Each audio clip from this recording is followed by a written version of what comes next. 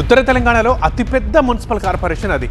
ఆ కార్పొరేషన్ అన్ని పార్టీలకు ఎంతో ప్రతిష్టాత్మకం. మరి అలాంటి మున్సిపల్ కార్పొరేషన్పై కాంగ్రెస్ ముఖ్య నేతలు ఎందుకు ఫోకస్ పెట్టడం లేదట.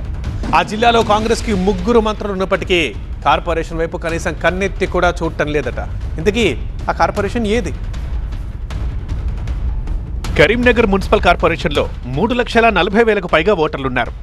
అధికారంలో ఏ పార్టీ ఉన్నా కరీంనగర్ కార్పొరేషన్ గెలిపించుకునేందుకు మంత్రులు, ముఖ్య నేతలు స్వయంగా రంగంలోకి దిగేవాళ్ళు. అక్కడే మకాం వేసి మరీ ప్రచారం చేసేవాళ్ళు.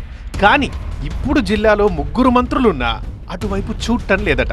గతంలో కరీంనగర్ ఎంపీగా గెలిచిన పొన్నం మొన్నటి ఎన్నికల్లో హుస్నాబాద్ ఎమ్మెల్యేగా గెలిచి మంత్రి అయ్యారు.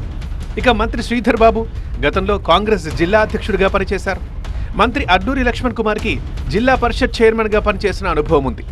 కరీంనగర్ కార్పొరేషన్లో ప్రతి అంశం ఈ 3 మంత్రులకు తెలుసు. కానీ ఇప్పటి వరకు ఒక్క ఎన్నికల సమావేశంలో కూడా ఈ 3 మంత్రులు పాల్గొనలేదు. కరీంనగర్ కార్పొరేషన్ ఏర్పడ్డ తర్వాత తొలిసారి జరిగిన ఎన్నికలో కాంగ్రెస్ విజయం సాధించింది. ఆ తర్వాత 2 సార్లు బీఆర్ఎస్ విజయం సాధించింది.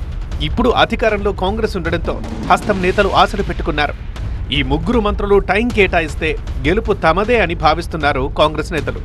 గత కరీంనగర్ కార్పొరేషన్ ఎన్నికల్లో ఒక్క స్థానంలో కూడా కాంగ్రెస్ గెలవలేదు. మరోవైపు బీజేపీ బలపడుతూ వస్తోంది. కొన్ని రోజులుగా అటు బీజేపీతో పాటు బీఆర్ఎస్ లోకి చేరికలు పెరిగిపోతున్నాయి. మంత్రులు మాత్రం ఇక్కడి రాజకీయంపై దృష్టి పెట్టడం లేదట. దీని కారణంగా క్యాడర్ నిరాశలో ఉంది. కాంగ్రెస్ లోకి చేరికలు కూడా స్థానిక నేతల సమక్షంలోనే జరుగుతున్నాయట. 3 మంత్రుల్లో ఎవరో ఒకరి సమక్షంలో చేరికల కార్యక్రమం జరిగితే పార్టీకి మైలేజ్ వస్తుందనే భావనతో ఉన్నారు కాంగ్రెస్ కార్యకర్తలు. ఇప్పటికే బీజేపీ, బీఆర్ఎస్లు పలు సమావేశాలు నిర్వహించాయి. కాంగ్రెస్ మాత్రం ఇప్పటికీ కార్పొరేషన్ పరిధిలో సమావేశం పెట్టలేదు. అధికారంలో ఉండి కూడా హడావుడి చేయకపోవడంతో క్యాడర్ అయోమయానికి గురవుతోంది.